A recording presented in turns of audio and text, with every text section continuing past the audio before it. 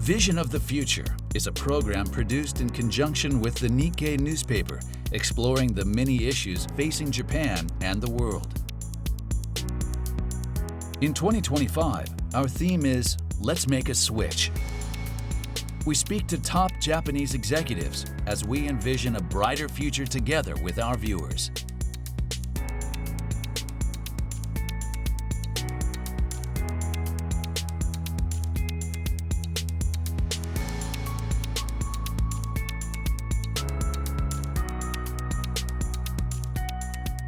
Our guest this time is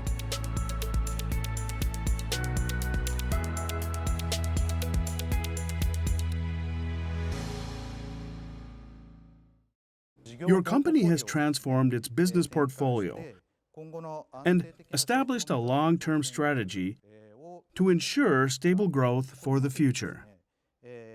Could you explain how the company has evolved? As the industry diversifies engine types and emphasizes environmental solutions, our company still relies on internal combustion engines for 80% of our business. Therefore, our goal remains unchanged. We aim to shift our portfolio to 40% non-internal combustion engine products by 2030 and to exceed 60% by 2040. Our business primarily generated profit from plugs and sensors, experiencing growth even without actively pursuing it. Therefore, to achieve our goals, we implemented a company system in 2021 to foster growth within each division of the company. The following year, we revised our HR system to reward performance and effort better. Additionally, while our Japanese name remains Nippon Tokushu Togyo, we changed our English name from NGK Spark Plug. Our previous company name was closely related to our product name, but we wanted to move beyond that. We changed it to Niterra, a coined word that combines niteo, meaning to shine, and tera, meaning earth. This new name symbolizes our commitment to brightening the world and reflects our efforts to transform our corporate identity. Regarding your non-internal combustion engine business, what current initiatives are you undertaking to facilitate its expansion? We are actively investing in and further developing our already commercialized ventures, such as electrostatic chucks.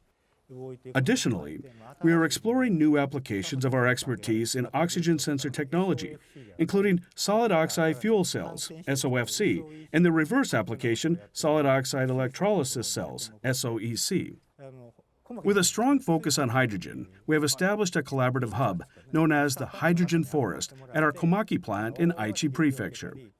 This initiative serves as a hub for ventures and startups, fostering a dynamic exchange of ideas and enabling us to cultivate promising business prospects and opportunities in collaboration with the local community. We understand that creating new business ventures is a complex and lengthy process. However, we remain committed to actively pursuing these initiatives. On April 1st, you made significant changes to your organization, including the establishment of a mobility company. Can you elaborate on the future direction of this change? Certainly. The mobility company combines three previously separate companies: the Sensor Beyond Company, the Sales Company, the Mobility Business Company, and the Ignite Company. We initially separated them to develop a sense of business ownership. I see.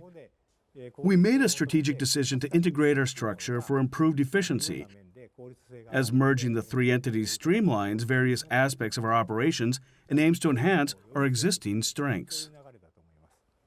Is there another significant change related to the organization? Yes, the strategy division is an essential function of our headquarters, responsible for corporate strategy and management. Within this division, we have established a well-being strategy group that focuses on human-related matters. Could you please explain the reasoning behind establishing the well-being strategy group? Well-being is centered around people.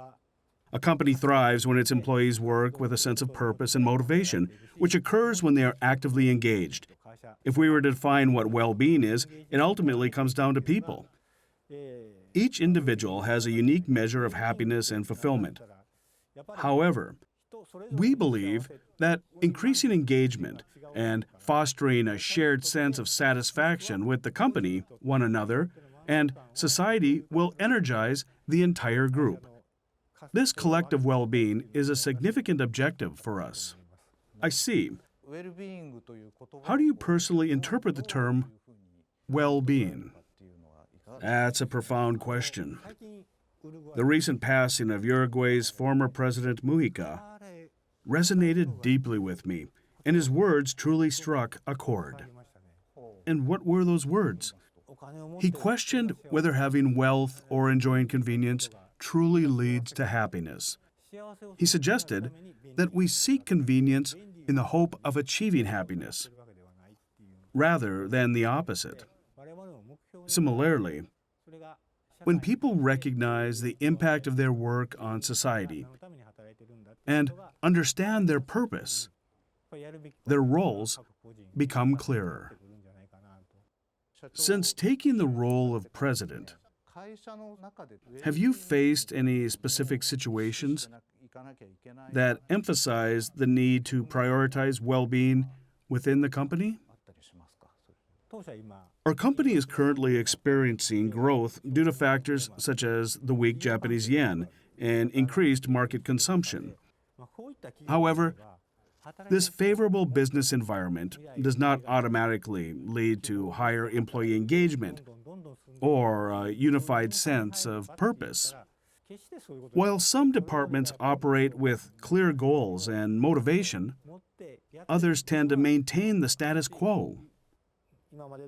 It is essential to establish shared objectives, especially those aligned with broader societal goals, to elevate the entire organization. This year's overarching theme is "Let's Make a Switch," emphasizing the importance of transformation.